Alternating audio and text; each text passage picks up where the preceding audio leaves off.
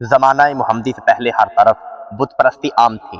جو بھی بتوں کے خلاف ڈٹ جاتا یا کھڑا ہو جاتا، بڑے بڑے ظالم اور کافر ابو جہل جیسے اس کو قتل کر دیتے۔ زمانہ محمدی سے پہلے ایک ایسا انسان بھی گزرا ہے جو بتوں کو جھوٹا بھلا کہتا تھا۔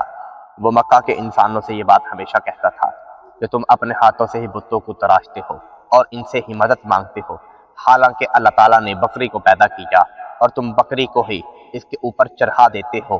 یہ کیسا ظلم اور ستم ہے، یہاں تک کہ اس کو مکہ والوں نے مکہ کی سرزمین سے نکال دیا۔ جب نبی کریم صلی اللہ علیہ وآلہ وسلم کی آمد ہوئی، وہ انسان کہاں موجود تھا؟ عرب میں اگرچہ ہر طرف شرک پھیلا دیا گیا، گھر گھر بت پرستی کا چرچا تھا، مگر اسی ماحول میں بھی کچھ لوگ تھے جو توحید کے پرستار تھے، شرک اور بتوں سے بیزار تھے۔ انہی خوش نصیبوں میں زید بن عمرو نوفل نامی انسان تھے۔ یہ جناب حضرت عمر کے چچا زاد بھائی تھے۔ شرک بت پرستی کے خلاف علن اعلان کیا۔ جیسے ہی مکے والوں کو معلوم ہونا شروع ہوا کہ یہ ایسا انسان ہے جو ہمارے بتوں کو بڑا برا کہہ رہا ہے، وہ سارے کے سارے ان کے مخالف ہو گئے۔ سب سے پہلے ان کے چاچا خطاب بن نوفل نے ان کو بہت زیادہ تکلیفیں دی، یہاں تک کہ ان کو مکہ شہر سے بدر کر دیا گیا۔ ان کو مکہ میں داخل ہونے کی اجازت نہیں تھی، مگر یہ ہزاروں اظہاروں کے باوجود عقیدہ توحید پر پہاڑ کی طرح ڈٹے رہے۔ جہاں آپ کے دو شعار بہت مشہور ہیں، جن کو مشرکین کے میلوں اور مجمعوں میں یہ آواز بلند کر کے سنایا کرتے تھے، یعنی کیا ایک رب کی اطاعت کرو یا 1000 رب کی۔ جن کے لوگوں کے دینی معاملات تقسیم ہو چکے ہیں تو وہ لات عزت کو چھوڑ دیا ہے، وہ ہر بصیرت والا ایسا ہی کرے گا۔ یہ مشرکین کے دین کے منتظر ہو کر دین برحق کی تلاش میں ملک شام چلے گئے۔ وہاں ایک یہودی عالم سے ملے، پھر ایک نصرانی پادری سے ملاقات کی۔ جب آپ نے یہودی نصرانی دین کو قبول نہیں کیا تو ان دونوں نے دین حنیفی کی طرف آپ کی رہنمائی کی، جو حضرت ابراہیم علیہ السلام کا دین تھا، اور ان دونوں نے یہ بھی بتا دیا کہ حضرت ابراہیم علیہ السلام نہ یہودی تھے نہ نصرانی، وہ ایک خدا وحدہ لا شریک کے سوا کسی کی عبادت نہیں کرتے تھے۔ یہ سن کر زید بن عمر بن نفلو ملک شام سے مکہ آئے اور ہاتھ اٹھا اٹھا کر مکہ میں آواز بلند کرتے رہے، اے لوگو گواہ رہو، حضرت ابراہیم علیہ السلام دین پر حق ہے، اپنے ان جھوٹے خداؤں کو چھوڑ دو اور اس وحدہ لا شریک کی عبادت کرو جس نے تمہیں اور مجھے پیدا کیا۔ اعلان نبوت سے پہلے بھی حضور کے ساتھ زبید بن عمرو بن نفیل بہت خاص تعلق رکھتا تھا۔ کبھی کبھی نبی کریم صلی اللہ علیہ وآلہ وسلم سے ملاقات ہو جاتی، چنانچہ حضرت عبداللہ بن عمر رضی اللہ تعالی عنہ سے راوی ہے، ایک مرتبہ پیارے آقا صلی اللہ علیہ وآلہ وسلم اور جناب نوفل بن عمرو وحی کا نزول ہونے سے پہلے حضور صلی اللہ علیہ وآلہ وسلم کی مقام بدحہ پر زید بن عمرو سے ملاقات ہو گئی۔ انہوں نے حضور صلی اللہ علیہ وآلہ وسلم کے سامنے دسترخوان پر کھانا پیش کیا۔ جب حضور صلی اللہ علیہ وآلہ وسلم نے کھانے سے انکار کر دیا، زید بن عمرو انتہائی محبت اور عاجزانہ زبان سے یہ کہنے لگے، اے محمد رسول اللہ صلی اللہ علیہ وآلہ وسلم، مجھے معلوم ہے کہ آپ کا نسب نامی حضرت ابراہیم علیہ السلام سے جا کر ملتا ہے، مگر میں بھی حضرت ابراہیم علیہ السلام کی قسم کھا کر کہتا ہوں، میں نے یہ جو بکری ذبح کی ہے، میں نے یہ بتوں کے نام پر ذبح نہیں کی، اور نہ ہی بتوں کے نام پر میں ذبح کر کے کسی کو کھانا کھلاتا ہوں۔ میں تو صرف وہی ذبح کرتا ہوں جو اللہ کے نام پر ذبح کیا ہو۔ پھر قریش کے ذبحوں کی برائیاں بیان کرنے لگے۔ قریش کو مخاطب کر کے کہنے لگے، بکری کو اللہ تعالیٰ نے پیدا کیا، اللہ تعالیٰ نے اس کے لیے آسمان سے پانی برسایا، زمین سے گھاس اگائی، پھر اے قریش تم بکری کو اللہ کے غیر بتوں کے نام پر ذبح کرتے ہو۔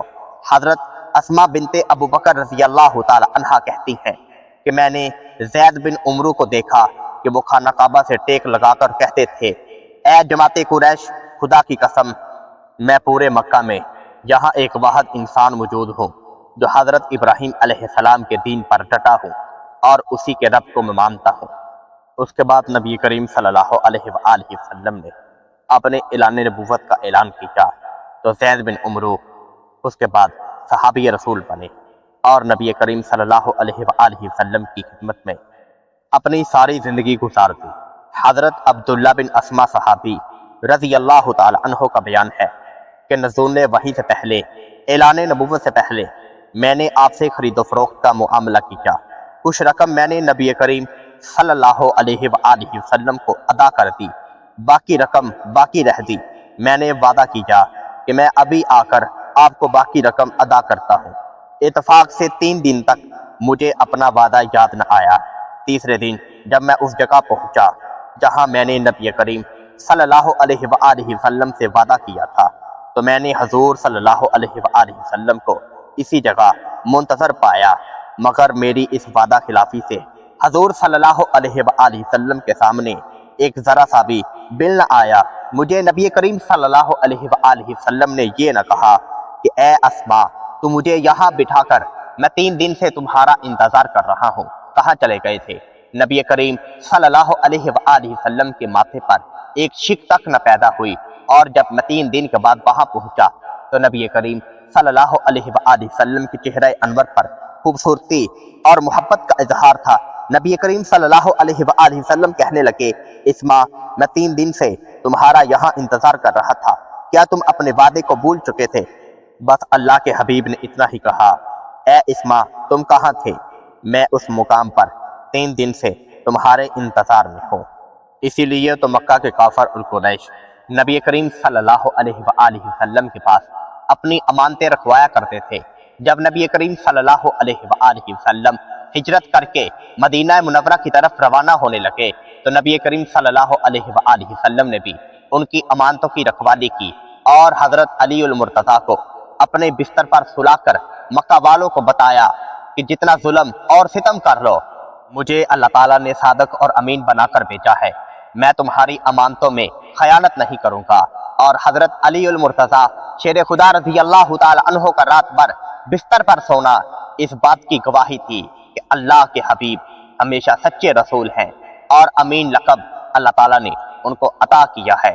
پھر اگلے دن حضرت علی المرتضیٰ لوگوں کی امانتیں لٹا کر چھپتے چھپتے رات کو سفر کرتے اور دن کو چھپ جاتے اور مدینہ منورہ پہنچے۔ حضرت زید بن نوفل کا واقعہ آپ نے سنا، اور ایک صحابی رسول حضرت عبداللہ بن اسما صحابی کا واقعہ بھی آپ نے سنا۔ یہ سارے کے سارے واقعات نبی کریم صلی اللہ علیہ وآلہ وسلم کے اعلان نبوت سے پہلے کے واقعات ہیں۔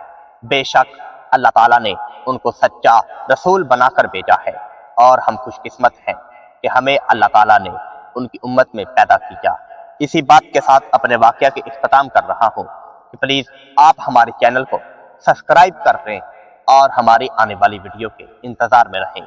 بے شک ہم آپ کے لیے جو بھی ویڈیو لاتے ہیں اس کو ہم بہت ساری کتابوں سے پڑھتے ہیں، پھر آپ کے سامنے وہ واقعہ پیش کرتے ہیں۔ یہ جو واقعہ ہم نے پیش کیا، اس کو لکھنے والے حضرت شیخ الحدیث علامہ عبد المصطفی اعظمی رحمۃ اللہ تعالی علیہ مجددی ہیں۔ یہ ان کی کتاب سیرت مصطفیٰ سے واقعہ پیش کیا گیا ہے۔